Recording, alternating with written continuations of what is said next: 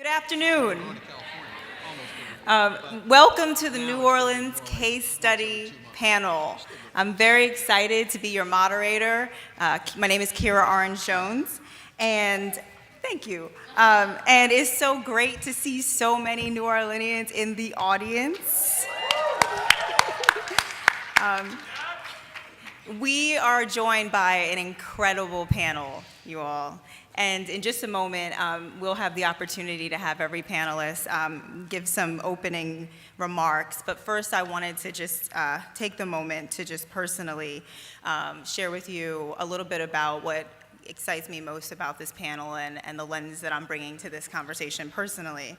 So for the past almost 10 years, I have had the great privilege of serving as the executive director for Teach for America Greater New Orleans.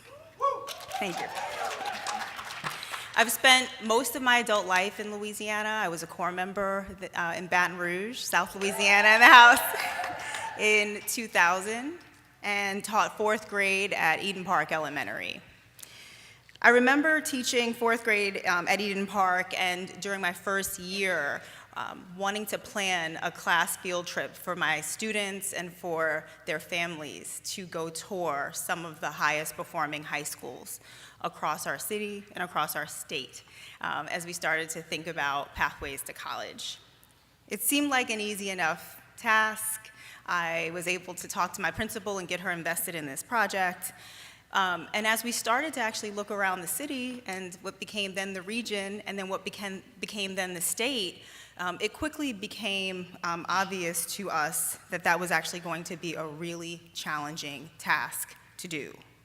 At that point, our state was serving over 650,000 students, and there was less than a very small percentage of schools that were serving our population of students and actually putting students at the high school level on a pathway to college and beyond. As a beginning teacher, I remember being in disbelief and wanting to spend the rest of my life working towards trying to change that. I now know that in cities all across Louisiana, there were similar challenges. In New Orleans, over 70% of schools then were academically failing. Less than 20% of students who were beginning high school were graduating on time. And New Orleans had the largest divide of public and private / parochial school attendee participation in the country, which means if you could go to private school and had the means to go to private school in 2000, you did go to private school. Many people know the story of Greene, but I actually do think it's a very important one to actually situate ourselves in, because I think it gives you a sense of the kinds of challenges that many of our educators at the time were facing. But Bridget was then a valedictorian of one of the largest high schools in New Orleans, attended Forche High School. This is a young woman who had basically done everything right. She had, by all accounts, achieved. And yet, as she worked to actually successfully graduate and go on to post-secondary, this is a young woman who it took 6 attempts to actually successfully pass the basic skills graduate exit exam. This kind of discrepancy between our students working incredibly hard to do everything right and yet not having the resources or the opportunities to do so was a challenge that I know many educators at the time were working to solve. In 2005, I was living in Baton Rouge when Hurricane Katrina hit, and over a series of weeks, our community's population doubled with New Orleans residents who had evacuated. I remember watching the same images that many of us watched and witnessed on television and wondering, alongside so many who were then in the South Louisiana Corps, what would happen to the students.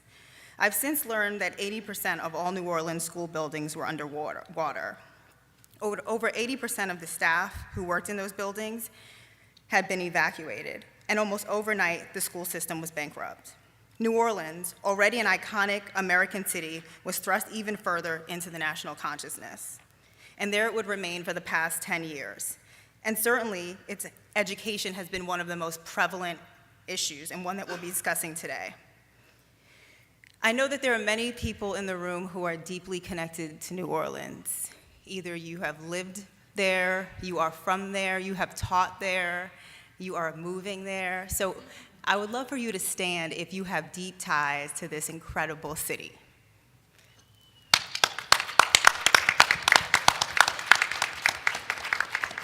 Thank you. Well, then you know just as I do that much of the national attention that's actually gone on over the past 10 years for New Orleans has, in a sense, despite, I'm sure, very valiant efforts, tended to oversimplify very rich, very complex experiences of students, families, and our communities. Today is really an opportunity for us to try to unpack and uncover aspects of the truth and add much more nuance and sophistication to what sometimes has become a very narrow and often very simplified discussion. There are many false dichotomies that are often at play when discussing New Orleans.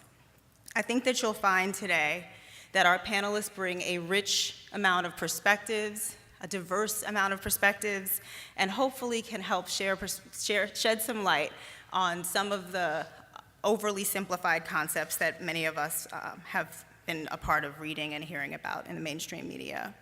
Before I introduce my panelists, I want the opportunity to just ground us quickly in a couple of anchor slides around just some of the incredible progress that has occurred over the past 10 years. Give me 1 second.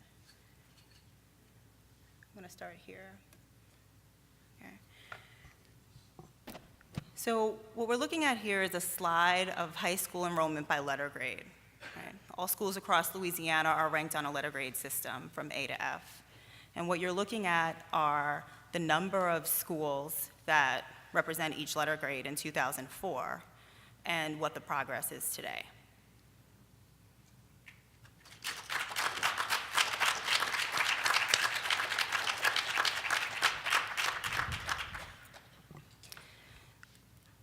When we think about the student performance and the experience of students, while we understand there is still so much further to go, and I think all of the educators and community members and families who are in this room who know and love our students recognize that there is so much further to go, this is a slide that attempts to demonstrate the enormous amount of progress that students in New Orleans are making every single day in comparison to their peer groups across the state. African American students in New Orleans are the fastest growing cohort in all of the state of Louisiana currently. Finally, I just wanted to anchor us in graduation rates.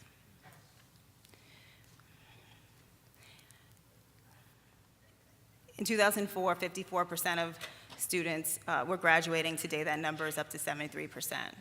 Dropout rates, as you can see, were at an all-time high in 2005. That number is steadily declining. Right? So by no means do we know numbers don't tell the whole story, but there's such a tremendous amount of growth and progress that I think our families and educators have been, alongside our students, have been working towards. I wanted to just anchor us here first. Now I'd like each of our panelists to have the chance to introduce themselves.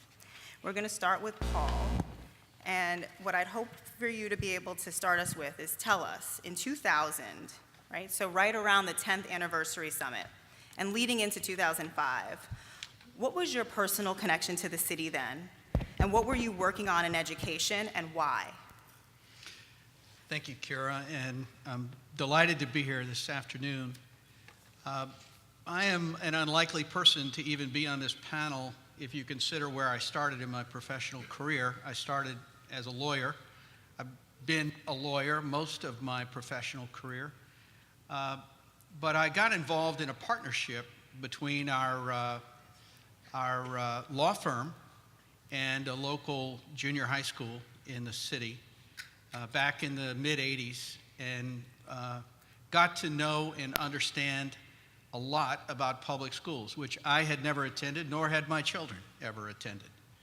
And I became committed at that point to work on building public schools in our city that my grandkids would be proud to go to.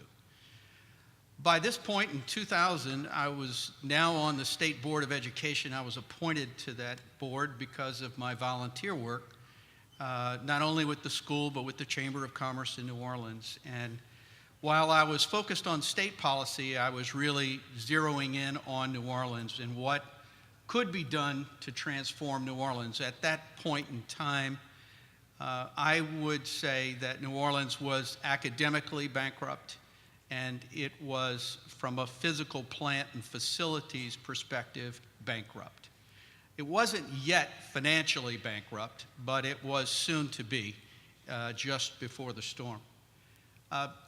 I'll never forget that there were news programs that were run every week on a particular night, and it was a camera that was taken through schools in the early 2000s to demonstrate what the conditions of the buildings were like, and it was horrific. You've heard reports perhaps recently about Detroit and the very difficult physical plant there. New Orleans really was worse. I know because I've been to the schools in Detroit in the last 2 years, and I was in the schools in 2000, and they were so bad that kids had to bring toilet paper with them from home because there was none provided in schools, and the bathrooms were despicable. It was a horror that it could be so bad, not only with academics, but with facilities, and with the feeling of fatalism that nothing could change. Paul? I want to ask you one follow-up, and then we're going to go to Sarah next, because you and I have spoken about this. At the same time, you spoke to me earlier about how there were educators in the system working really hard to try to serve children. Is that your impression as well? You know, I really believe that in most cities today, educators work very hard and are trying to do the right thing. New Orleans, before the storm, I believed that they were, because I had worked with many educators personally, became very good friends with them in this particular school that I was working in, Andrew J. Bell Junior High School, and with the principal there, Lucille Lloyd. But the system was set up in such a way where they were not going to succeed. And in my view, and I came to this conclusion about New Orleans, it was a systemic failure that would never allow teachers to be successful. And I will never forget asking Miss Lloyd, the principal, back in the early 90s. I said, I'm told that this school has about 60% of its kids reading at third grade level, and we are a 7th, 8th, 9th grade school. I said, is that true? Could it be real? And she said, yes, it's true. And I said, what are you doing about that? And she said, I'm focusing on the 40% of the kids who are at grade level. And at first, I got angry about the people in the building. But the more I worked in the system in New Orleans, the more I realized it was not so much the people in the building. It was the system in which they worked and how they were driven to do the things that they were doing. Thank you. Sarah, the same question. Let's go straight down the line. Sure. I'm guessing you're going in order of age. Is that how this is working? In 2000, I had just left working for Teach for America.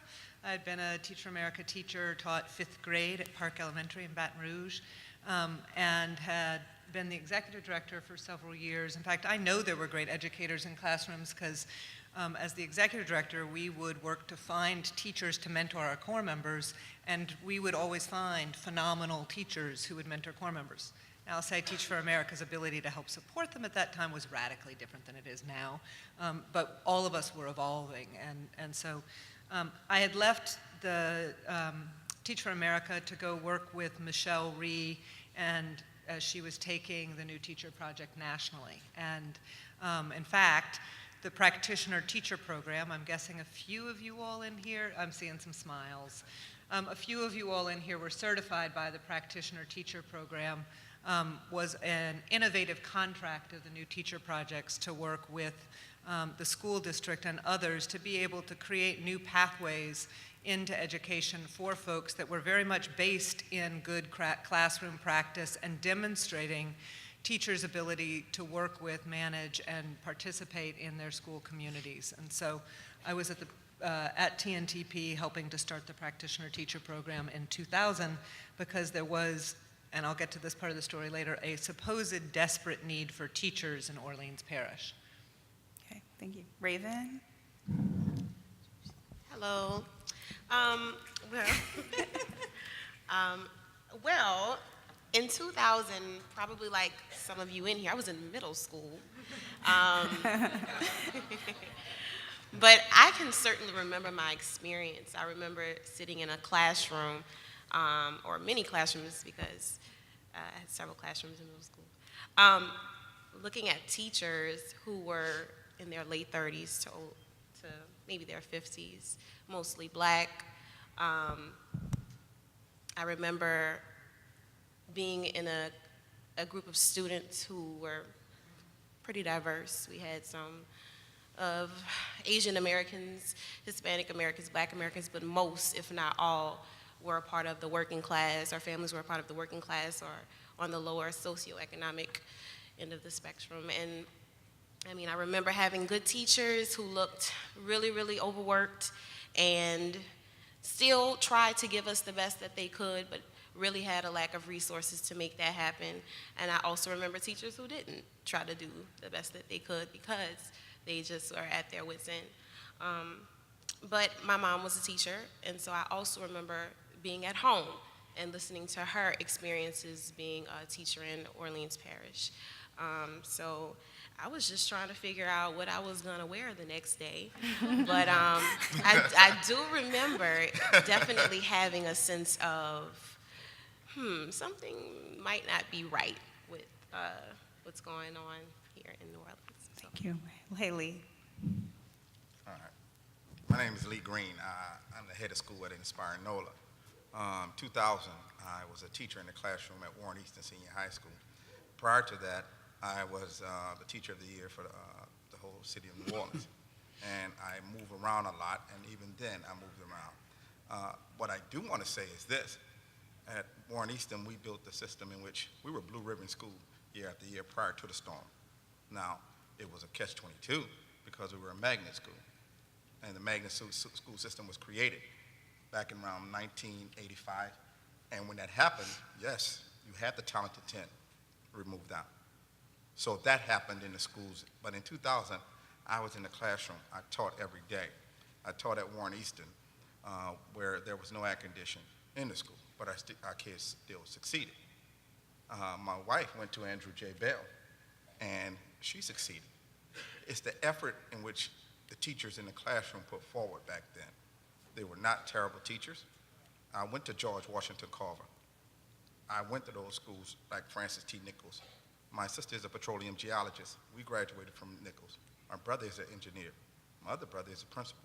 My sister is the director of Orleans Parish Child Protection.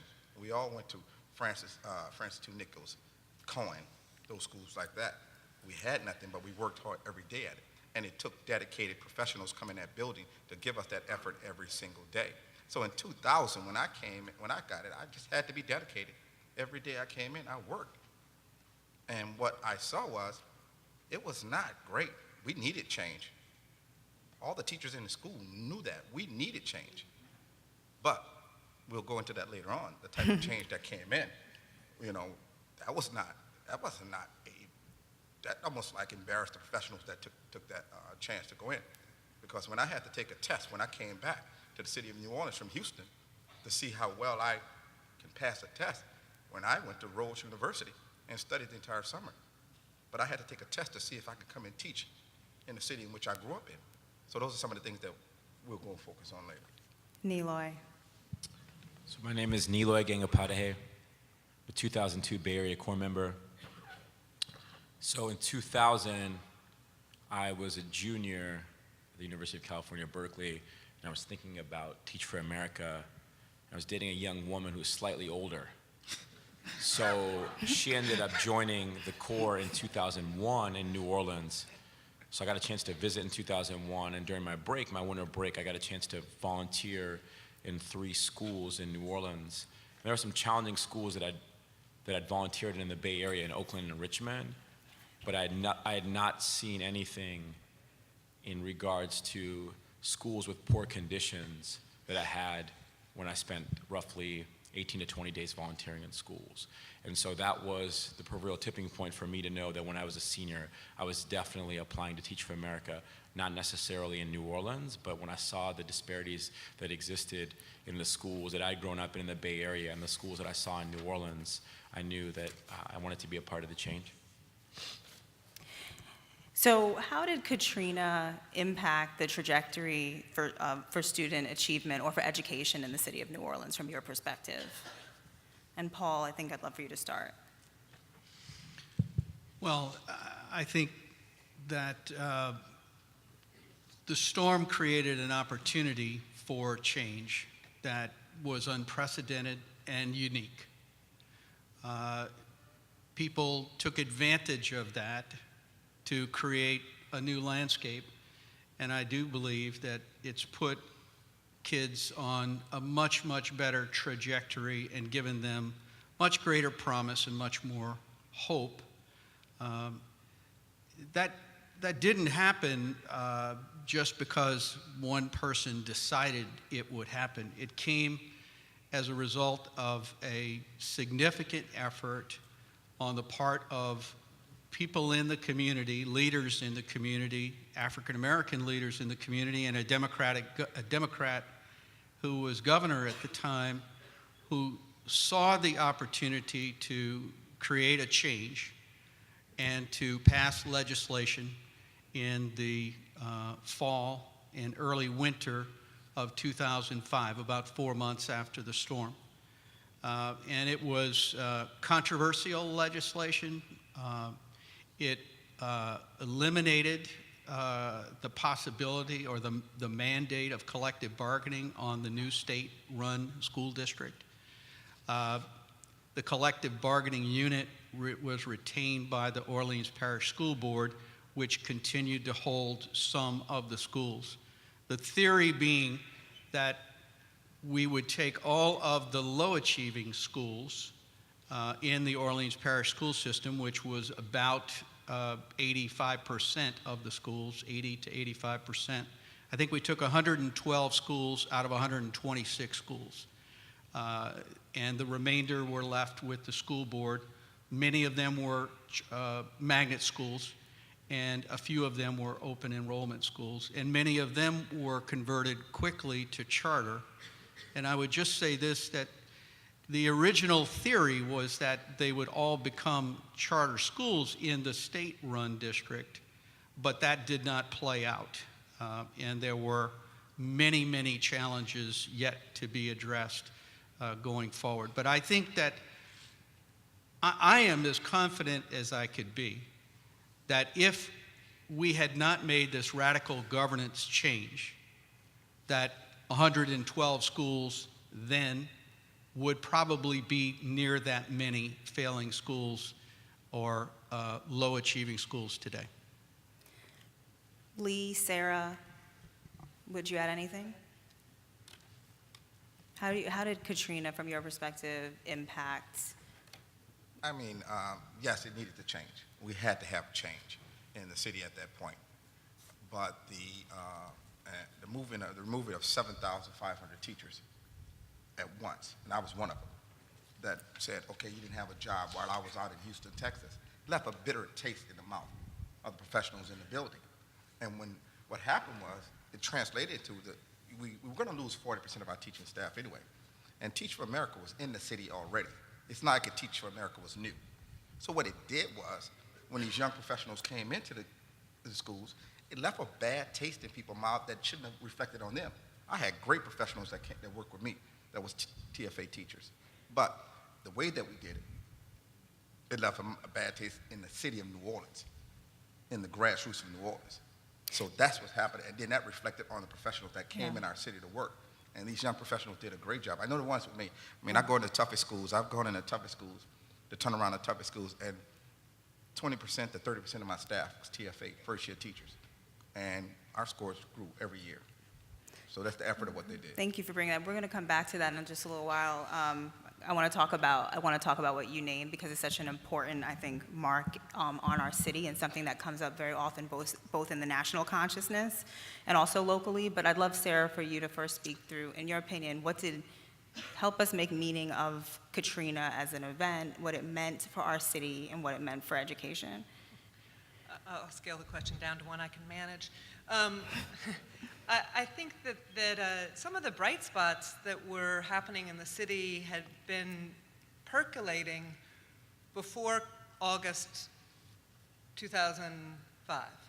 And so Algiers had been talking about leaving Orleans Parish School Board prior to that, because there was some problems at the Orleans Parish School Board. The FBI and the Justice Office, they had offices in the Orleans Parish School Board central office. My TNTP staff would sit down in office 100 and watch the door, and they would call me when I wasn't in the office with them, and be like, it's a busy day, you might want to come over here, because we would see people coming and going, and there, as indicated by the indictments that then would happen with the school board subsequently, there were real problems in the central office. And I alluded to the fact that there was a supposed teacher shortage.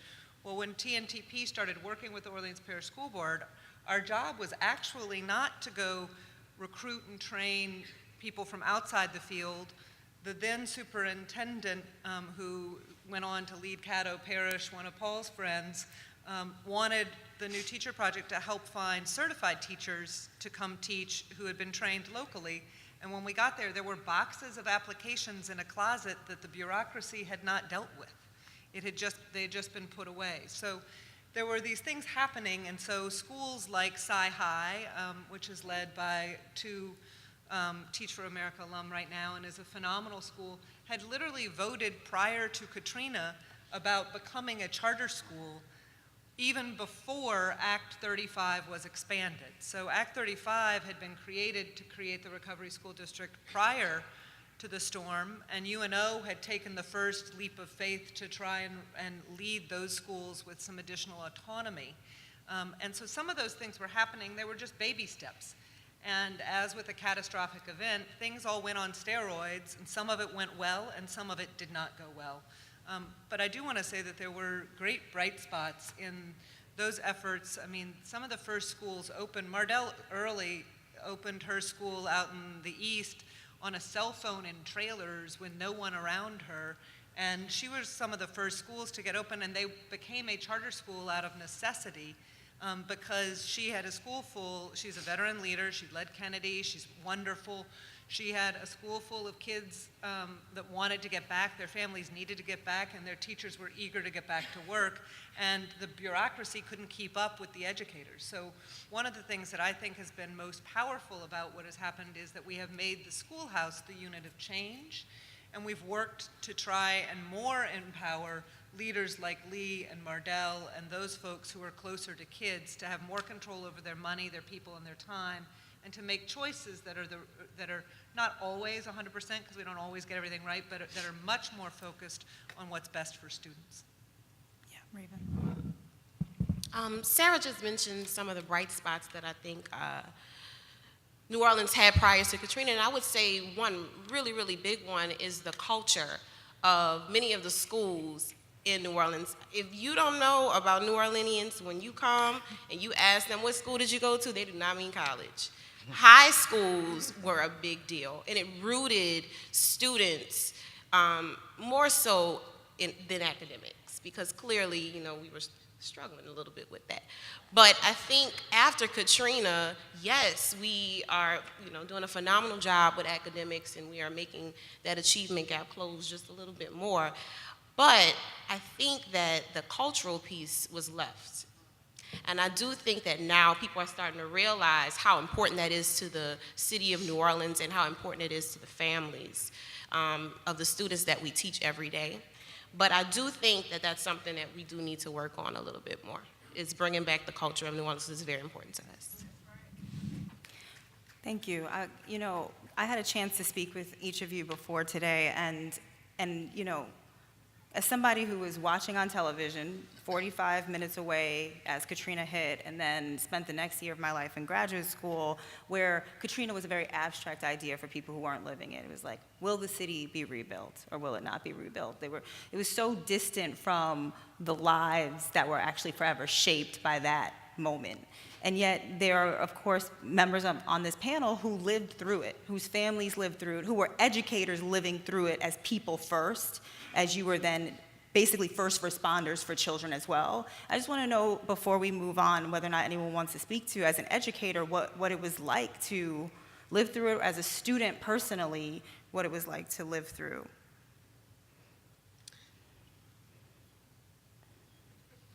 Katrina was not good. As a student, because I was in the first week of my sophomore year when Katrina hit, and it was devastating to me to just be thrust into a new environment. I was the only evacuee in Alabama at the time, and man, they kept calling me a refugee, and I was looking around just a week prior, looking at all of my friends, and now to be sitting in this space where I knew no one, and no one could relate to my story was very, very difficult.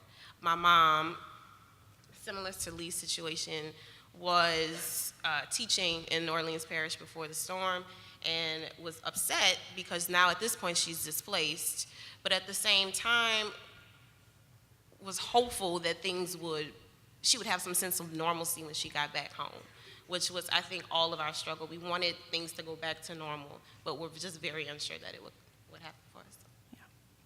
I guess Katrina was real.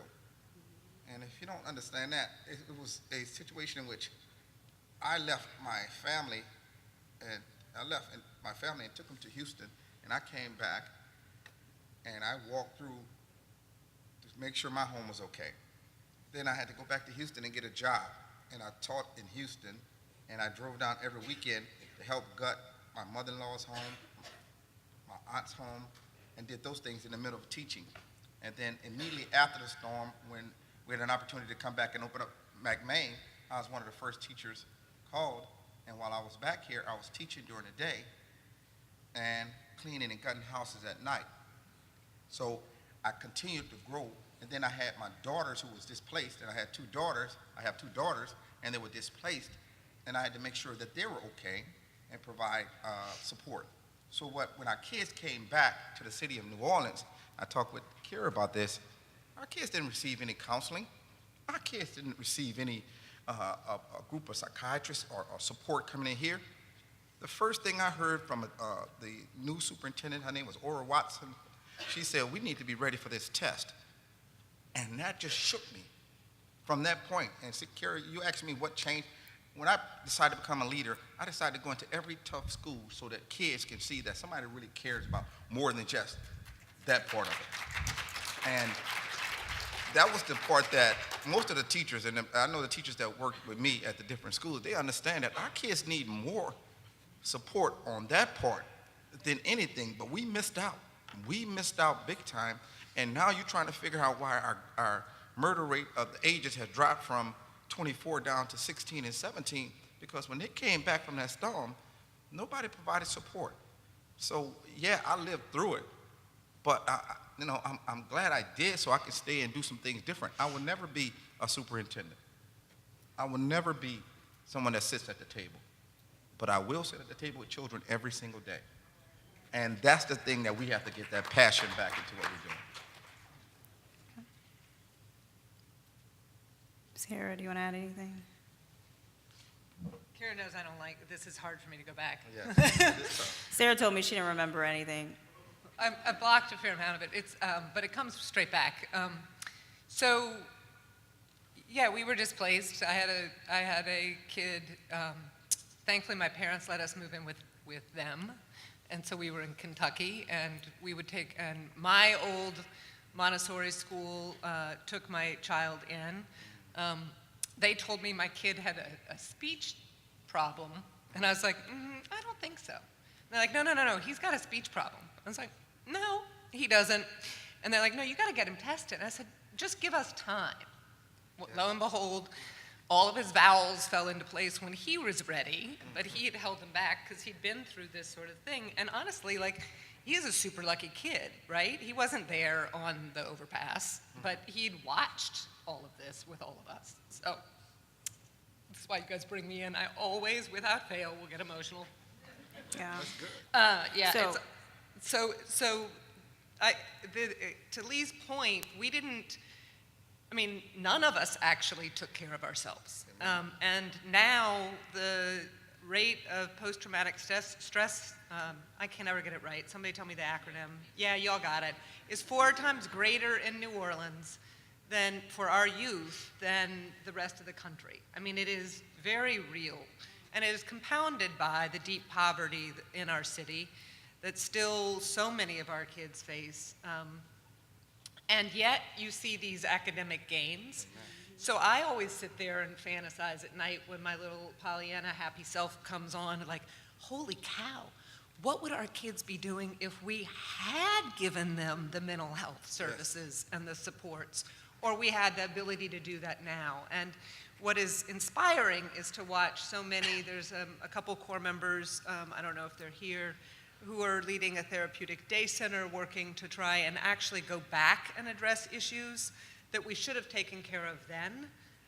But because educators do what educators have to do to serve kids when they recognize that there's a problem, folks are really working like crazy to come up with the solutions, even if they are late. Thank you for just sharing. So I came to New Orleans. I had left the city to go to graduate school, was living in New York, and came back to the city for a conference in, like, I want to say the very early part of 2007, and sat in a ballroom very similar to this one, and actually heard Paul and Sarah and several other leaders at that time basically start to imagine what could be possible for New Orleans. And I know many of us decided at that moment we were going to actually be a part of moving back to Louisiana because we wanted to be a part of it. And, you know, this conference is ultimately about leadership, right? Our work at its core is ultimately about leadership, and leadership is ultimately about a series of choices, right? And so what I want to talk about a bit is the choices that you made as leaders to, at that moment in time, to create a new reality in education for the students that you were then imagining. You know, there is the probable future, right, which was clearly something that we could have been moving towards at that moment in time, and then there was the possible future. And what I heard on that panel was a group of leaders who didn't have it all figured out. There were some parts of that conversation seemed very confusing to me, right? But what I heard was like a passion and a vision that was forming around, like, we are going to try to reimagine something, and you chose the possible future. I happened to be visiting the city then with Wendy Kopp, Teach for America's founder, of course, then founder and then CEO, who's here. Hi, Wendy. Hi, Wendy. Do you want to stand up? And in just a minute, I'm going to ask Wendy the same question, right? So, what choice or series of choices that you made individually as leaders do you think had the greatest impact on the role you play in education across the city or state?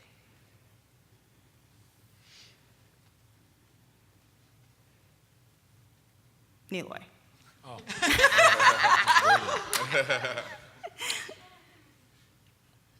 I mean, I think the biggest choice I made was to come down here. And prior to that, right after the storm, so on September 1st, 2005, I had opportunity to volunteer in Houston, where the majority of the people that had been evacuated from the Superdome, which is where the New Orleans Saints play, were in Houston Astrodome in the Reliance Center. So I spent 12 days there and volunteered for about 18 hours a day. And despite everything that the folks had been through, the resilience really struck me of the people that had been through so much tragedy in a short period of time, lost their homes, lost family members, lost pets, lost loved ones, lost everything they had, no idea to communicate with people, but they continue to be thankful for what was taking place in Houston and just idea about going back to New Orleans as soon as they could. And that resilience stuck with me. And so when the opportunity came through the organization that Sarah founded, her brainchild, New Schools for New Orleans, I was leading a school in Cleveland, and there was another principal, and we decided to come down in 2008 and check out what was going on and taking place. And that experience in 2005, plus the volunteering that I'd done in undergrad, had always stuck with me. And seeing in 2008 the condition of the schools that we visited, and wanting to live out where the schools could be, there was no doubt in my mind that New Orleans was the place I wanted to be. And I think that, coming into that landscape in 2008, when there were only a handful of schools that had just started, like maybe 6 that had started through the fellowship program, and it was like the Wild Wild West, right? It's not what New Orleans is today. And so I think, not that I'm giving myself a pat on the back, but those first folks that came in 06, 07, 08, 09, I think when there wasn't much infrastructure set up and it was taking a chance on something, it was huge. And so I'm super thankful that I had the opportunity to do the fellowship through Sarah's program, and I'm super thankful that we found a staff across the country when we didn't have a facility, and parents joined when we were taking over a failing school. We didn't know what the school was. I was knocking on doors in all the housing developments at Walmart every Saturday and Sunday for 6-7 hours, trying to communicate this notion of college preparatory, and folks took a chance. So for all the people, students, staff, students' families, community supporters, people that donated our board, just super thankful and appreciative that they took a chance on what we were doing. Yeah.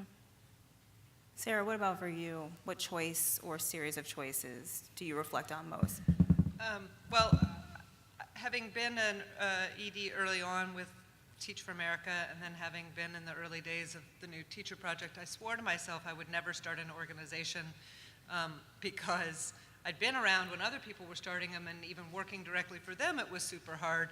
And they were way smarter and way more talented than I was. And so when it came time to do what you needed to do for New Orleans, it wasn't like we were starting, that we had time to come up with a business plan. People were doing what they had to do because they loved the city. And so I get dubbed as the founder of NSNO, but I actually think NSNO has New Schools for New Orleans, which is the organization that I'm dubbed as having started. But New Schools for New Orleans had a lot of founders. Primarily was named by Dr. Anthony Rakasner, who was a longtime New Orleans educator and had started the first charter school in New Orleans, not as a charter, but as an extension of an elementary school, because the parents at the elementary school liked the education they were getting at James Lewis. It was an extension of James Lewis because they wanted to continue that education. And the middle schools, as we heard before from Kira in the city, were so abysmal, and parents were desperate for a safe place to send their kids if they couldn't afford to get them into a private or parochial school. So Dr. Rakasner actually is the one who said, we need to think very differently about what we're doing, and we need to create New Schools for New Orleans, and he gave us the name. And then other folks, Maggie Runyon-Shafa, who was leading a KIPP school in New York, and others were very much there as founding. I just feel like it was folks recognizing and taking a pretty, we don't really know what we're doing, and yet we would go to funding meetings, and I shouldn't admit this to some of the donors in the room, and we would act like we knew what we were going to do, and we were very confident. And it was largely because I think of what has been brought up on this panel that Raven and Lee have put out there, is we knew there were great educators, we knew that there was a culture that was there, and that New Orleans was going to show everybody. So. Lee, Raven, Paul. Well, I haven't made many choices in education. This is my 4th year teaching, but the choice that I did make to become an educator, I feel is the best choice. Because at the end of the day, these babies need consistency. And if they see me in front of them doing my best to make sure that they have an education beyond the classroom, that they understand how to be good people, is one of the best choices that I could have made. And let me tell you, my mom was not happy about it when I first decided to become a teacher. But now she sees that I'm really making a difference, and she's proud of me, because it doesn't matter, you know, for me, not for her, it doesn't matter about the money, because it gives me something inside to know that I am really going beyond what these babies see on paper, but making sure that they understand how to be good people in the future. So I'm going to go to Paul, then Lee. Paul, same question. What choice or series of choices do you reflect on most? Well, in 2004, I got off the State Board of Education. I had been serving for 8 years, and I was back practicing law. When Katrina hit, that's what I was doing. We moved to Baton Rouge. I had to get housing for 4 families. My 2 sons' houses were damaged or ruined, one or the other. We had to build all that back. So in the first year after Katrina, when the Recovery School District was adopted by the Legislative Act 34, expanded, and all of that began, I was minding my own business, practicing law. And the choice that I had to make was a request from the governor to come serve when the superintendent died in February of 2007. And, you know, when I asked my clients and friends and wife whether they thought I ought to do this, they all thought I was a lost soul for even considering it, because there were, I'll never forget, there were fires being set in bathrooms of high schools like every other day in the early spring of 2007. It was chaotic. You can't even begin to imagine how chaotic it was. It was so chaotic, though, I'll give you this one example. The superintendent at the time, who was trying to run the Recovery School District, was surrounded by bodyguards because there was real fear for her physical safety in the city. I didn't have that fear, but she had that fear. The governor insisted, and I finally asked one of my clients, who was my dear friend, and he said, "Paul, you've been trying to work on solutions in Orleans Parish for 25 years, and you haven't accomplished anything. Maybe if you took the job, you might actually be able to accomplish something."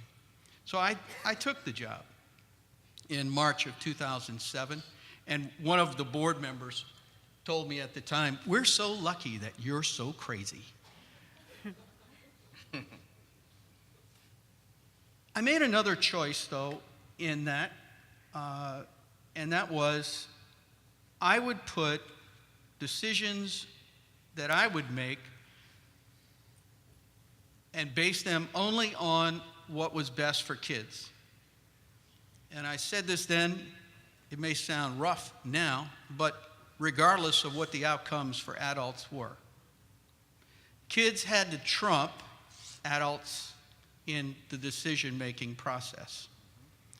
And it was because of this that we and I led decision-making, which had real consequences on adults in the city of New Orleans, real consequences.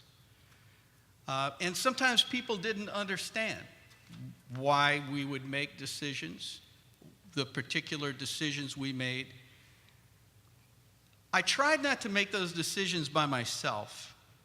I tried to make those decisions after listening to the communities, and I spent a lot of time in the communities. I've grown up in New Orleans. I know a lot of these communities, knew a lot of the people because of the work that I had done before. I also had a small group of people who I sat with who represented different parts of the community and regularly asked them questions about very hard decisions that I would have to make that would have really rough consequences. And sometimes people in this little kitchen cabinet would tell me, don't do it, don't do it.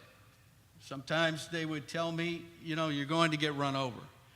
But I always tried, every decision that I made, to be relentless about children as best I could tell and as best I could be informed by the people in the community and the people I worked with and the people who I had asked to be close advisors to me. You know,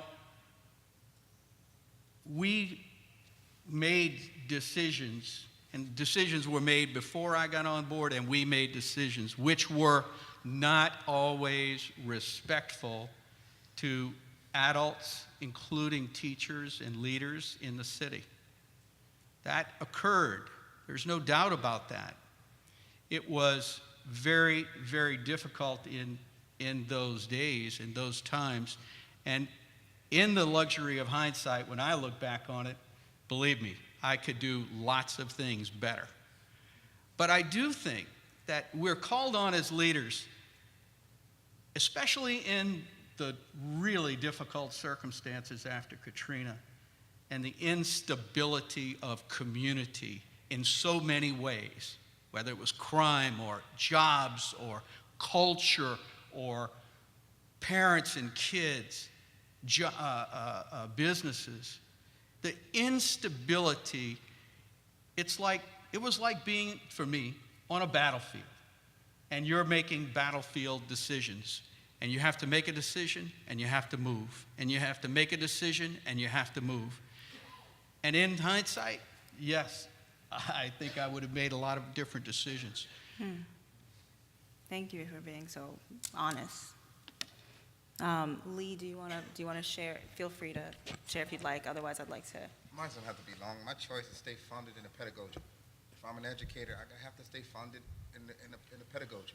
I can't think about anything but developing teachers to be best for the children that are in their building. So my choice was to stay founded in the pedagogy and to make sure I respect my elders as I go along. Here's an interesting thing, Lee, because I think a lot of the misperception nationally has been that there was no leadership role that was veteran educators from New Orleans that they were leading post-Katrina, that this was a total outside effort. And yet, being in New Orleans and knowing many educators in New Orleans who were veteran educators before, who launched the first wave of schools afterwards, that's a story that is not told. And that's a very important narrative. And that's a part of our narrative. And I just want to know whether or not you want to speak to, you made a choice. You could have done something else. You could have moved to Houston.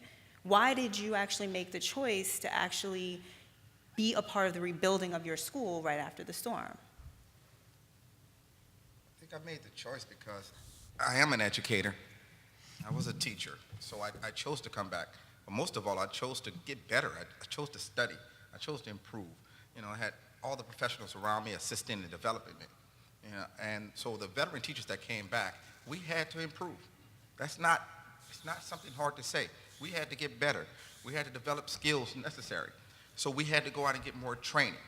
So the focus, the autonomy that they gave us in schools, we had to get better and become more focused. And by doing that, I want to say something right now. The teachers that came in right after the storm, the TFA teachers that came in after the storm, the ones that work with me, I can't speak for every leader, but I think I received the best in the city because they sat there and they sat through some of the things that a veteran teacher would not have sat through. They would not have done 14 hours a day. They would not have come here on a Sunday when I said, let's have a meeting on a Sunday. They would not have done that. So that was needed at that time. That influenced the veteran teachers to change their styles, and that influenced all the leaders to get better because these guys were bringing in new ideas. I mean, I could talk about a bunch of the leaders, the teachers that work with me, Schwinn, Nico DeVries. All these guys had some powerful ideas, and I got better with it. There's one back there that started a blended learning program at my school, and now all of the city is picking it up right now. And so those. You said there's somebody here? She's here. Stand up.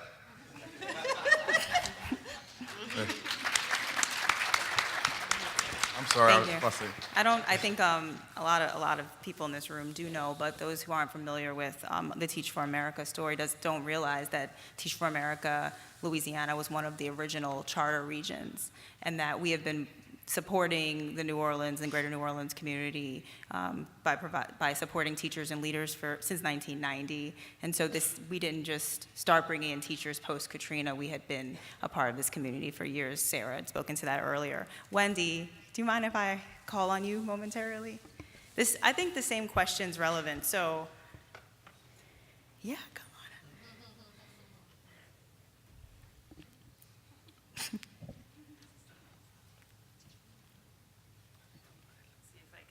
Pull this off at my old age, 25 years into this. Okay, here we go. Same question. Okay.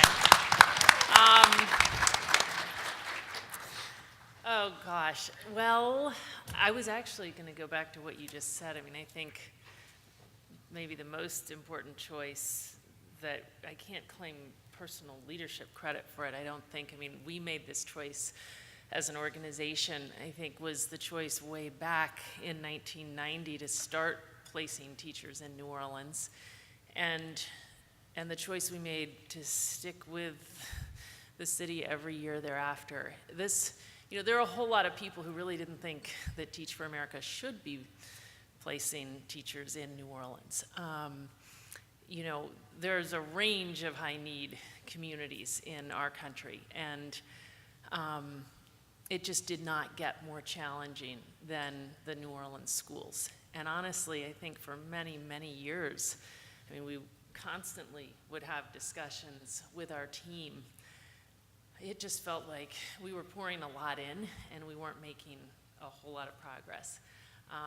It seemed the only thing that would change is every single year the superintendent would turn over. Every single year a new person trying valiantly, and then a year later, and it just seemed that the needle wasn't moving. So I think one choice was just to stay with it, and I think that in the end that choice probably made the biggest impact on this, because as you said, this wasn't about a bunch of brand new teachers coming in and trying to change everything. This was about a whole bunch of people who'd fallen in love with this city alongside many others in New Orleans and not coming through Teach for America, who, when they saw an opportunity to make a real difference, either stayed or moved back to be part of that. And I think the leadership that they've brought to that city has been significant. I think post the storm, I think about a few moments. One, I guess the context from everyone's sitting in their different positions. So here was already the system that we felt was by far the toughest system we were in for kids. And then you have the hurricane, which was on top of that, so devastating. So then what do? And I remember being at a conference, not in New Orleans, of a whole bunch of people who are committed to social change and justice, et cetera.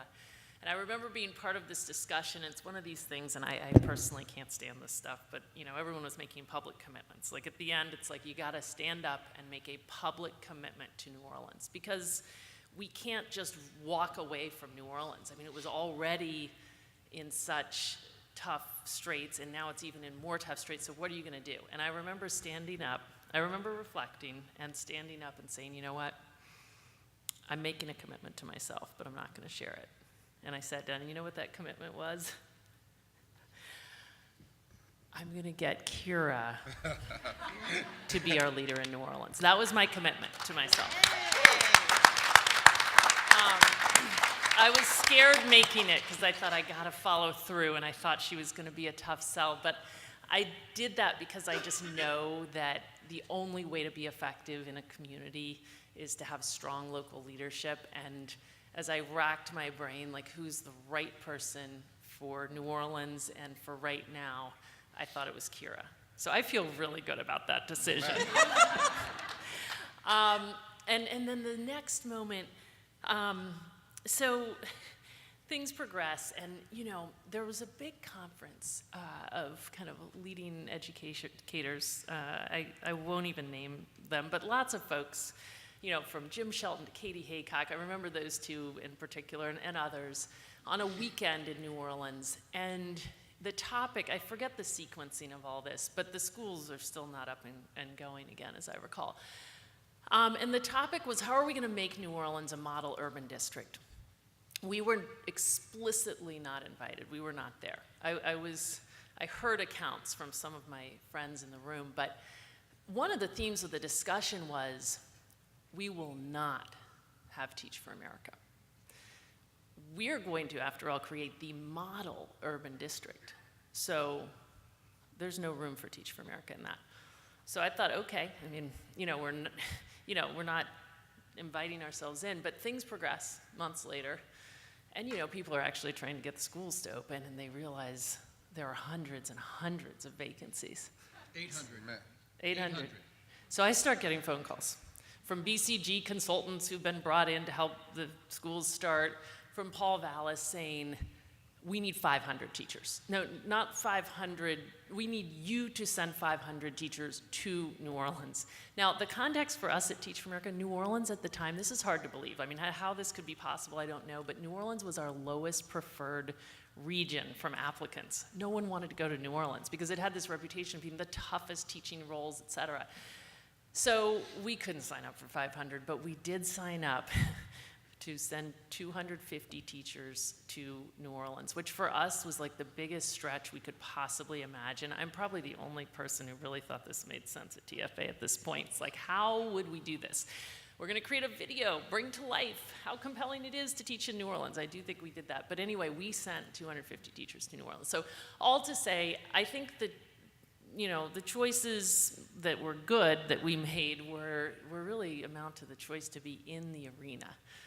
To be there, working alongside many, many others in the local context to take on, what has had to be one of the most extreme challenges our country's education system has to offer. There were lots of other choices, I mean, again, to other people's points that, how to be in the arena. Like, there are so many choices that I would have made differently around how do we ensure that the leaders we're bringing are the right leaders for New Orleans? How do we ensure that they gain the self-awareness, the understanding of the local context to be effective local leaders? I mean, there's so much we could have done better and that we strive every year to do better. But I guess that's in general how I think about it. Thank you, Wendy. Amen.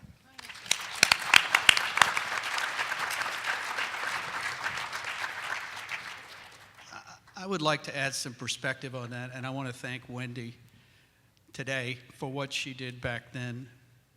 When I did take this job, the first thing I did was hire Paul Vallas, and we went down together, and he was responsible directly for the Recovery School District, and we went down together.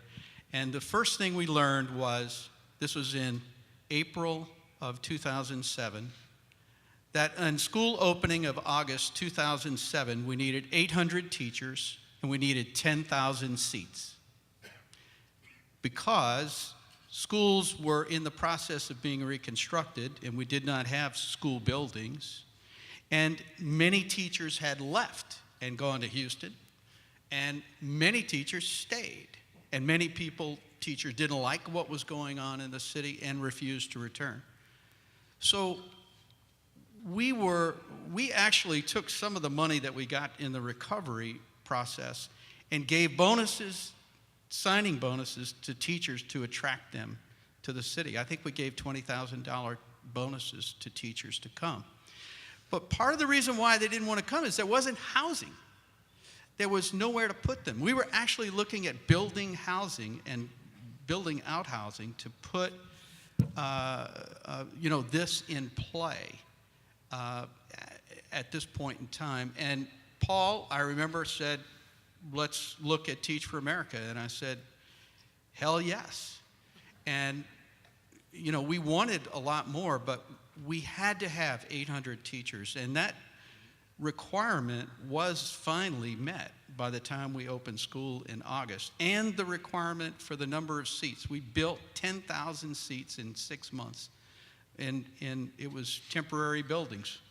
But that's what I mean when I say it's like you had to move extremely quickly at that time to be ready for all these kids who were returning, and yet we had no real resources to be able to respond, not to mention mental health care, et cetera, et cetera. I don't remember $20,000 being offered to me as a teacher to come back to the city of New Orleans. It was not offered to me, and I want my $20,000. That's just, I mean, I came back, but nobody offered that to me to come back. And that's one of the things that go off, that's one of the things that came off, those kind of rumors like that came off to our new professionals came in the building, and people had these ideas that Teach for America teachers were getting like a bonus for this, their loans paid off for this, and those kind of lies started building, and these guys had to fight through those type of things coming out. So those are the kind of things that these teachers had to fight through at the beginning. So their story has to, somebody, they got to tell their own story about some of the things that they had to deal with in those schools. But I don't remember the $20,000, but I do remember, I do remember having to come back and take a test as a professional. And I had graduated from the University of New Orleans, a master's from there. So that's the part that caused that bitterness between the professionals in the building. Yeah, well, thank you. I want to be able to take some questions from our audience, and then, of course, we'll come back to our panelists to have final remarks. So, there are 2 microphones. It's all good. So we didn't do the cards. We've got caught up in the discussion, but if there are any questions that people have, feel free to come to the mic. We have time for a few now.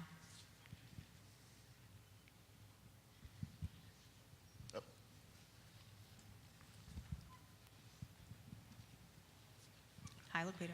Hi, that's loud. My name is Laquita. I am a core member of 2014 of New Orleans. So listening today, I appreciate all of the comments and I appreciate all the reflections, but I think the title of our thing, part of it is also lessons learned. It's being in the city. I'll start off with one of my first experiences in the neighborhood.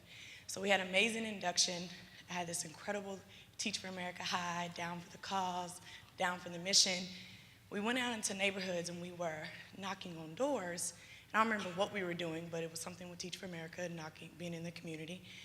And one of the women answered the door, and she asked me who I was and what I was with, and I had my whole little spiel. I'm with Teach for America, gonna be teaching right here, really excited. And as soon as I said Teach for America, her entire face changed. Her entire body language changed, and she went into all of these negative things that her children had experienced from having Teach for America teachers, and what she felt about the organization and what they had done to her city from her perspective. And at the time, I had no response. I had maybe been in the city 2 weeks, had no context, had no background knowledge, and was still learning. But they really stuck with me because, one, I wasn't ready for it. 2, I didn't understand it. But I say that to bridge into my question of I'm listening to everything that's being said, but no shade, but I kind of feel we're skirting around the nitty-gritty of some of the issues within the city as far as Teach for America, our presence, and coupled with the the charter school reformation and what's going on. And I just would love to hear some comments as far as how we're dealing with some of these negative comments, feedback, and what are we doing to also bridge? I know the culture piece was brought up, but as being, bridging being one of our values, what else are we doing to kind of bridge this with the community? So can we kind of speak on that? Yeah, of course. Niloy, do you want to speak to that? And then I So have a first thought. and foremost, I was going to say that if you're going to be pro-TFA, anti-TFA, I don't think that those issues are only in New Orleans. That would be in Memphis, Denver, the Bay, Boston, everywhere, right, for that matter. I have 5 Teach for America alums sitting here who are very loved by their students' families and their students, right? And I think that over the past, this is our 7th year now, we would not be where we are today without Teach for America teachers and Teach for America leaders in our building. And one of the biggest misconceptions is the narrative that's in New Orleans is that our students' families and our students are not part of the process. It's a few individuals, right? I mean, a small percentage points of people that make a lot of noise. My students' families, there are 275 students' families that have 493 students, are not as politically active, right? They send their children to a safe, secure environment where they expect that we will do the best that we can to provide them the best education at their grade level and the next step and beyond, right? And so it could be in particular that there are the family that you met or some other folks are out there are anti-TFA or they've heard horror stories. But the problem is we as an organization or entities of alums and core members haven't spun all the positive work, not spun, haven't gone out to present the positive work that we've done. Because I can tell you now, after being in the city for 7 years, there are a lot of great educators in the city of New Orleans prior that had no connection to Teach for America. But I can tell you that today where we stand as a city has a significant part to do with core members and alums that have worked their tail off mentally, physically, emotionally every day and are culturally responsive, right? And so I think it behooves all of us that work in the city who are core members and alums to actually take a stand and say, like, look, here's the narrative, and that's why I think where we failed. Tell your own story. Let everybody else tell your story. You're not telling your own story, and that's the problem. Yeah, I mean, I could share. I mean, I know I'm the moderator, but you asked me, Laquita, you're my core member, so I can answer it. I mean, what I would say is I think our strategy, when I think about 2007, what was I focused on as an executive director, right? Like, I was thinking, first of all, we had a staff of 4. We have 250 core members showing up here in August, or in June, and then returning, obviously, after the Institute. How do we focus on making sure these teachers are ready to teach in classrooms and getting them all jobs and hired, right? And my theory, and I think lots of us in this room who have been in this work a long time may relate to this, was just put your head down and do really good work, and everything will kind of take care of itself. And I think I've learned 15 years in that that's necessary but not sufficient, right? Like, it is, you have to do the work, but you have to think about how the work is perceived, who you're engaging alongside you doing the work, who else you're pulling in, what relationships are you forming. And when I think about my own personal journey over the past 10 years in this role, my own personal reflection is I think I had a very kind of naive understanding of how to build that brand. And build those honest relationships. And I think people like Eric Jones and others who had a major influence on my life have helped me think through that. What I will say, though, is, and I agree with what Niloy said, as somebody who a few years ago, many of you know this, stepped into public office and made the decision to run for a very public role, right? To represent New Orleans on the State Board of Education and run in a very educationally charged, highly opinionated education context. What I will say is I've met thousands of parents. They're my constituents. I represent them. I see them in the supermarket. If they know who they are, if they know who I am, they tell me about their schools. Many of our parents love their schools. They may not be the loudest, they may not be the most political or come to the meetings, and they're not the ones you might hear from, but they love their schools. And how does that translate if you just look at even my own election? Right? Dr. Jones, who sat in the front row, will say this to me, just ran for re-election, right, in New Orleans. Thank you. And 80,000, this is like every day I'm saying who I am. It's obvious I'm the head of Teach for America. We're telling our story, the story of impact across our city, sharing the results. 80,000 New Orleanians walked into a booth and voted for me to represent them on the State Board of Education. 80,000. That's 70% of the people who voted, right? And I say that that's not about me. I actually believe that many people who voted that day were voting for progress.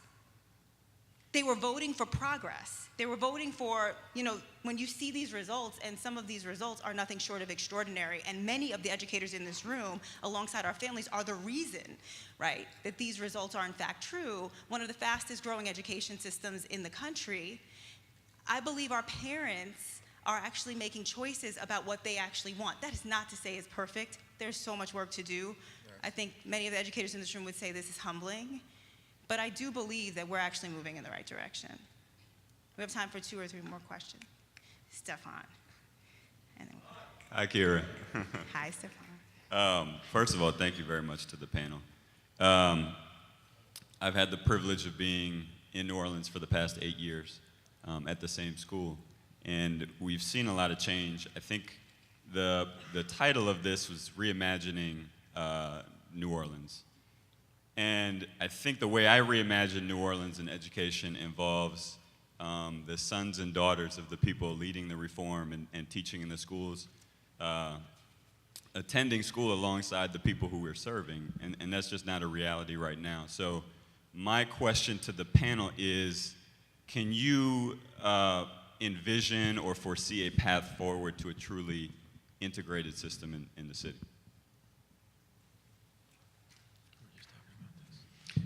Well, I do see a path forward, but I don't see it as long as we want to be in segregated systems, and not just white people, but black people. There is a culture of wanting to be in a cocoon among people of all kinds of races and class. They want to be among the people that they know. And I think my big frustration is that I started on this pathway a long, long time ago because I wanted to be able to send my grandchildren to public schools. And it's still not really a possibility for my 3-year-old grandson because there's not enough schools and there's not enough in the neighborhoods in which he lives to be able to make that happen. But I do think that the reason why I'm hopeful for New Orleans is because we are building out some of these diverse by design schools. And I think that with the expansion of more diverse by design schools, we'll bring in a bigger population of the city. And the school system will become a school system for all of the kids of the city, not just for those kids who don't have any options. Hi, my name is Cheryl Hewitt, 91, Greater New Orleans. My daughter was 1 month old when Katrina hit, and my husband and my family talked me off the ledge. You cannot go back and volunteer, because my daughter was 1 month old. And so I followed all that has happened in New Orleans post-Katrina. And when there was a call for alum and corps members to return to New Orleans, I had a gut check. Because if you've been in New Orleans, one of the things you learn is how important family and community is. And so, talk about post-traumatic stress. I was feeling it. But then I kept hearing that narrative about people in the community who couldn't get their jobs back. And I'm going, I can't be so much of a help. I destroy someone's livelihood. I appreciate the comments from today and the acknowledgement that things could be done better. But the way, and I'm an administrator now, it's been 25 years, but the way I teach my children in schools and my own biological children, don't just apologize to me. What are you going to do differently to make a change? And so my question as we reimagine New Orleans, now that we know that we were making decisions in a crisis moment, how do we go back and fix those things, those unintentional consequences that came about, so that we really begin to build relationships? And I thank you for your work. Thank you. Sarah, do you want to take that? Yeah, I mean, one is we now have I represent Orleans Parish School Board, District 3, Lakeview, Mid-City, and Gentilly. I love it. We now have a superintendent who is from St. Bernard Parish. He grew up in New Orleans. He went to New Orleans schools. His dad worked at Orleans Parish Prison, and he is our leader. And it has been he has been a great leader for us and a real blessing to be able to have him take over, especially at this inflection point where the schools are going to come back to a unified governance system. We haven't gotten to the reimagining question, to that question. I'm deeply, I think we all can read and know that that's absolutely what should happen. Yes. But it needs to be a unification in a very different manner. And how do you reimagine governance that empowers educators and yet also holds them accountable in a very different way from a central office doing everything? We have an unbelievable number of things to figure out to be able to make sure that the progress that's happening with Raven at KIPP and with Lee at Wilson is not disrupted by us changing our governance system. And so I think as we're doing that, part of that is an opportunity to empower those closest to children and to be able to have Raven not just be one example, but the example and the primary source of our teachers as we look forward, and the primary source of our educators as you look forward. I mean, we see now people in leadership roles that were not there 10 years ago when Katrina first happened. I'm trying to make eye contact, but you're very far away back there. So I don't know if anybody has anything else they want to add to that. We can't repeat the same thing. We can't do it as leaders. We can't do it as the new way that we're doing it in schools. Accountability is fine, but to walk in and tell professionals, you know, this new way of turning schools around, of telling professionals either get it done or you're gone, we're at will, you're taking the creativity away from professionals to learn and grow, because you're saying in 1 year you have to be great. I don't mind that. You know, I want to strive to be perfect, but the tragedy is if you don't try to be perfect or you don't strive to be perfect. So yes, you know, whatever happened after the storm, the way that the teachers were released, that did leave a bad, bitter taste in the mouths of the professionals that were still here. But at the same time, we're recreating it again as the new CMOs and the new leaders of how we push down this accountability on first and second year teachers. And we don't even give them a chance to learn how to teach. And we're telling them after 1 year, you got to go and not get better. And I don't do that. I don't believe in it, but that's how we are it is coming down, and it's coming top down again. It's turning over, you know, a small fiefdom of CMOs making true decisions. Thank you. We'll go here. Hi. Hi, I'm Margaret Leaf, and I grew up in New Orleans. I'm also a 97 Corps member. And Margaret, what do you do in New Orleans? I'm a school director at Joseph S. Clark Preparatory High School. And I just wanted to speak for a moment on the value of family. The last person at the mic brought it up for us, and I just wanted to invite us for a minute to think about families and what they are. They're really complex. They tend to be dysfunctional. There can be lots of disagreements within them, but the one thing that they always have in common is that they want the very best for the children. Every family, no matter what generation, that's the one thing that unifies us all. And I remember when I started teaching in 1997 in New Orleans, and people in Teach for America, which of course I was a member of, would tell us, no, you really are the most qualified person to be in that classroom. I'm sure Sarah, who was my director at the time, was one of the people that said that. And on the inside, I was like, there is no way that I could possibly be the most qualified person who could be in this classroom.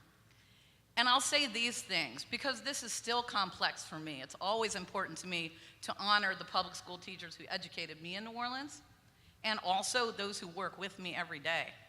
I have never worked in a school in New Orleans from when I became a teacher through assistant principal to principal now that would have been fully staffed without Teach for America. For that, I am very, very grateful.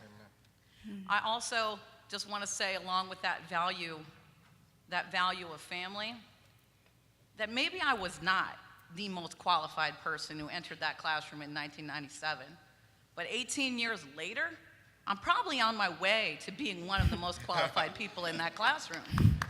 And that's how families work. You don't start out wise. You stick around, you keep investing in the kids, and you might end up wise.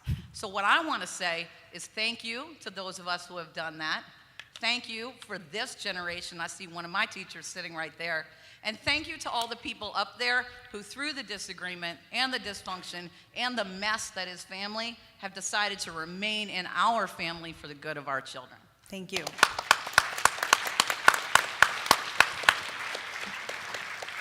Hi, my name is Betty Washington. I'm from New Orleans. And I want to respond to the first young lady's comments. I am a community activist, have been very active with my local high school, which has a great history and legacy in the New Orleans community. What I can say very honestly, had I not met Kira and understood what Teach for America was about and met some great Teach for America individuals who I know care and are concerned and are committed to our community, I perhaps would have been that woman at the door who in fact would have turned totally off. I think there's a lot of misplaced anger and misunderstanding in New Orleans about Teach for America. I think what individuals in New Orleans are concerned about is the disrespect and the excuse that was used by the Recovery School District to come in and take over the schools in New Orleans and totally disregard that community and what has happened in New Orleans over the years. I graduated from Carver High School, and we were known for producing great leaders, doctors, lawyers, educators, business people. But when the Recovery School District came in, they totally disregarded that community and came in and made decisions and shoved them down the throats of the people of New Orleans. That is also continuing to happen. Give you an example, they were gonna close my high school. So the alum and the community got together to save the high school. Once we saved the high school, the Recovery School District decided to give it to a charter operator. We applied 4 times. We were told we would not be given the charter, even before the charter application had gone in. So we knew that the deal had been fixed and that we were not going to be given a charter. After that happened, however, we said we're not walking away from our school, from our community, and have folks who don't understand what we're about to come into our community and say, this is what you need to do with your children. No, they're my children.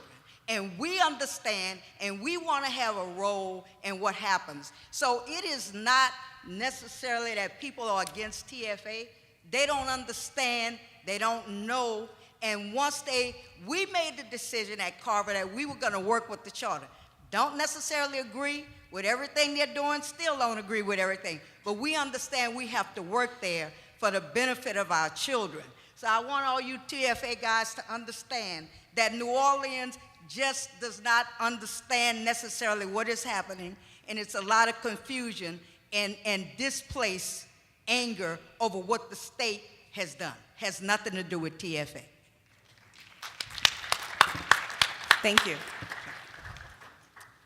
Hi, I'm Michelle Gazewski. I am from Slidell, Louisiana, and I was a part of the 2002 New Orleans Corps. I taught at Joseph A. Craig Elementary School in Tremay, and proudly thought of that as my second home because of the relationships I built with the kids and the families and how gracious that community was in embracing me. I lost my job after Katrina. I did help many of my students and my friends and their families gut homes. But while my skin provides me a lot of privilege, my socioeconomic background did not provide me the privilege to sit around and wait in New Orleans for things to reorganize in order for me to be able to just sit around and not get paid and wait for a job. So I left New Orleans, and I'm on Teach America staff now. I live in Charlotte, but also partially because of the emotional trauma of Katrina, have not returned. My question is this, and I know that it's hard to get hypothetical, but now that we are 10 years out of Katrina, I think back to, pre-Katrina, I was teaching during the time when we didn't receive paychecks because the school district went bankrupt. And there was a lot of corruption, a lot of oversight and things like that going on. My question is, while I think I celebrate and applaud the many great things that have come out of our ability to overhaul the education system in New Orleans because of the fact that we had the opportunity to sort of start with a clean slate from Katrina, I don't think many of us that are native Louisianians would ever wish for that. If we could do it again, would we ask for Katrina to come again? No, we wouldn't. So for those of you who are around before Katrina, what was the vision? If we did not have Katrina, what was our plan to actually do right by our kids in New Orleans? If we had not had a storm, what would we have done? Thank you for your question. Thank you. I was there. You have to go look at the data prior to it. As she said, we had Dr. Amato that took over the system after that. He set up a plan in which it was moving toward autonomy for individual principals. The scores rose right before the storm. Let's not go and forget about that. Not where as we want, but it took 10 years to get us to right here. So the scores, there was a change when you had Dr. Amato in office and the different systems put in place. Let's not be naive and think that it was just sitting back saying the problems in which central office and the crooked people that was running the system was doing. But Dr. Amato didn't stay very long, did he? Huh? Dr. Amato didn't stay very long. No, He was pushed no. out. Because he changed. So changes came, and it was occurring in the school. I know for sure because of the first set of test scores for Warren Easton that came out. And not even just Warren Easton, Miss Laurie had Carter G. Woodson, in which scores rose over there also. So those scores were changing and the system were put in place. Yes, that was a small change occurring, but that was the years prior to it. So those are some of the things that were happening prior to the storm. Yeah, just very briefly, Dr. Amato did come in. There was a great deal of hope, but the problem was there was a great deal of hope with every superintendent that came in, and there were 9 superintendents in 9 years before the storm. The other challenge before the storm was the state actually stepped in to take over the finances of the system because of severe financial problems. So when you ask the question, what was the plan? I don't think there was much of a plan at that point in time because it was very, very chaotic. And the school board leadership was clearly not going to lead out of that. And that is what caused the state to take the precipitous action, dramatic action, no question about it, and upsetting action. But there was real extreme frustration about the fact that there wasn't a vision or hope in the existing system to be able to make heads or tails out of it. Okay, so I know we only have a few moments left, and I want everyone on our panel to have the chance to have some closing remarks. So I'd love for you, in addition to whatever closing remarks you'd like to add, to reflect on the following question. I think it does tie to the point of our panel today around reimagining the future and what's next. So what gives you the greatest sense of optimism as an educator and a leader working in New Orleans? And what do you think is next? And we can start anywhere. As an educator, the thing that gives me the greatest sense of optimism is when my principal actually listens and implements the change that we as a staff bring to his attention. That tells me his mindset is not stagnant. That tells me he's wanting to understand how to be more deeply rooted in the community, wanting to understand how to make this sustainable for all of his teachers. Because thinking about what needs to change and how I reimagine New Orleans, I reimagine this being a sustainable profession, because right now it's not. It is a revolving door. 1 year they in, the next year they out. And I want to see parents be more empowered. I don't want to see hand-holding, because I'm just going to be honest. It's been a lot of hand-holding, and then when you want the parents to come in and be empowered and have a voice, they feel crippled. That's what I've seen. So I want to see parents have more of a voice that actually matters, where change is actually implemented.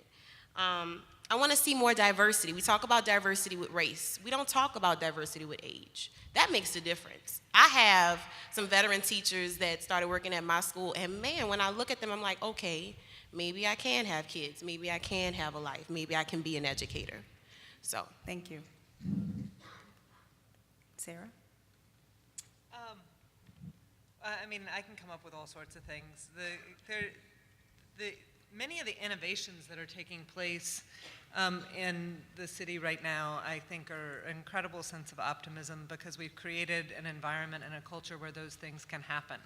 So there's a great organization that's bubbling up, Ed Navigator, and to watch Ed Navigator work with the employees of some of the local hotels to make sure that the parents understand everything. They're starting with the kids and the families as early childhood programs, and the goal is to stay with and to partner with those parents all the way through high school and beyond, so that there is continuity. That is a brand new, and it's being led by a student who went to one of the KIPP schools in New Orleans. When I watch and I see, back to a question that came up earlier, and I think some of the micro schools that are starting, they're not all gonna work, but I'm super excited to watch Cypress come online to really work to address dyslexia in schools, and then be starting as a small school to go up to try and address some of the other things that haven't been addressed, or Bricolage come online, and the makerspace. I do feel like because it doesn't have to run through this huge bureaucracy anymore, the opportunity to think differently and try something, and sometimes have it work and sometimes have it not work, but then for us to be able to reflect on what didn't work is incredibly exciting, in a way that I feel deprofessionalized the work for principals and educators before. My deep hope is that we can create a bureaucracy that's very much in the background and is there as a regulatory, and is very much empowering those folks who are with kids every day, so that they can constantly iterate and innovate and come up with some of our most vexing problems. Because while those slides are really pretty and the colors are much more positive and there's less red on them, we have a tremendous way to go until we have a super high quality school for every student, so that if you want to send your kid across town, you can, but if you don't want to, you don't have to either. And we're crippling school choice until we figure out how to get a great school in every neighborhood. But it's going to take, I actually think our heaviest lifting is yet to come. Thank you. Niloy? You know, as a 2002 core member, I've been in the movement for 14 years, and I've had opportunity to work in New York, Boston, the Bay Area. And the thing that I'm the most proud of is, I would say, close to almost 100% of schools in New Orleans, I don't care if you're charter or traditional, have an environment that's conducive to learning. So if you go to a school that's high performing, and there are many of them represented at this summit today, that cohabitates a building with another school, I guarantee you that one of those buildings, the one that's cohabitating, is chaotic. There are plenty of partners that are sitting here who are running schools, teaching in schools. I'm so proud when I walk into a school visit that every environment is conducive for learning to take place. But we're barely scratching the surface for what could happen. We have our first set of 9th graders in high school. And I think about our mission that they've heard for 6 years, students and students' families, and now the 7th, about developing college-bound students for leadership and lifelong learning. And as exciting as it is to think about having freshmen who are spread across 16 high schools in New Orleans, and looking at their GPAs, and looking at the trajectory for end of course, what scares me is where they're gonna be in 3 years. And as much as we've applauded what New Orleans has done in 10 years, to Sarah's point, the fact that we're only graduating 70% of African Americans in New Orleans, right? That means we're leaving 3 out of 10 African American males and females who start high school as freshman year behind, right? And I know on our end as a K through 8 school, there's so much more work to be done. I think the biggest piece that we're missing to get from a team that makes the postseason to getting to the championship and being the first city to close the achievement gap is we still need so much talent, right? That's teachers, school leaders, right? And so when Wendy was describing why the struggle was, or where the struggle was, I still think there's a struggle for folks to come out to New Orleans, where after Katrina, the reform, and folks that wanted to come back, then it became the Silicon Valley of education reform. It's dipped, and there are folks that want to go to Denver, there are folks that want to go to Memphis. But I can tell you, if you want to go to a place where everyone is devoted, right, and so committed to the lives of our children, mentally, physically, and emotionally, pound for pound, more than any other city, go into any school, we got Newark, we got any of these schools, cities beat, right? And so if you're in the audience even thinking briefly, right, hit up Success Prep, hit up tons of other schools that are out there, right? Come to the city, because this is a place that needs you, and the impact and on the lives of students' families will be greatly felt. So that's a plug to come to New Orleans. Thank you. Lee, you have just about a minute. Yeah, it's 1 minute left. I just want to say thank you for inviting me out. And what I look forward is the idea that at least you're standing up and letting different views come to the table. You don't just have one monolithic thought that everybody has to follow behind, and I respect that very much. I could disagree with you, but I can still respect you. So that's a great thing that you're bringing forward. And the TFA young professionals that are coming in my building, they fuss a whole lot, so I respect that also. Paul, please. Well, I'm optimistic because never in my wildest dreams did I believe that we'd be as far along in this period of time as we are. And never in my wildest dreams did I believe I would hear something like Niloy said about the capacity for learning in schools, in all schools, in his experience in New Orleans. That was so foreign to me in 2005, you can't even begin to imagine. And so I'm optimistic because after 10 years, plenty of challenges, plenty of community repair that needs to be done. But after 10 short years, so much has been done. It just shows the power of educators being given the opportunity to educate in their school building and not being driven by the central office. I believe when you create that condition, teachers can be creative and show initiative, and I think that is such a promising hope for the city. Thank you. So with that, I want to thank all of our panelists for your honesty, for your passion, for your commitment to our city.